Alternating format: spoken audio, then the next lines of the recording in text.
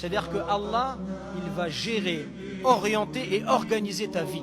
Quand Allah subhanahu wa ta'ala, il t'aime, il va t'éprouver, mais en même temps, si tu médites un petit peu et plus tu vas prendre de l'âge, tu vas voir que toute ta vie, toutes les étapes par lesquelles tu as passé, elles t'ont permis d'atteindre un rang, permis d'atteindre un niveau. Et tu vas te dire, en fait, Allah, il ne m'a pas abandonné. Allah, il a pris soin de moi. Quand quelqu'un, il est converti, par exemple, il se dit, Allah, il m'a fait naître dans une famille qui n'est pas musulmane, mais au bout du compte, il m'a ramené à la foi. Qui t'a ramené à la foi? C'est Allah. Allah, il ne t'a pas abandonné. Allah, il a géré, organisé ta vie pour toi.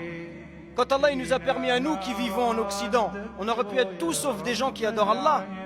Et pourtant, Allah, il nous a choisis pour l'adorer, pour nous prosterner, alors qu'on pourrait faire autre chose.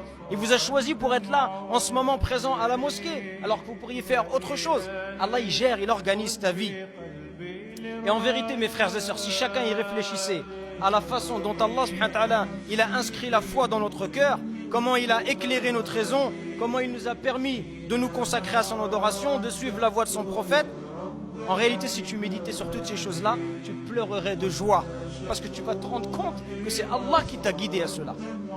Tu pleurerais en signe de gratitude. Tu pleurerais pour remercier Allah Azza wa Jal pour tous ses bienfaits.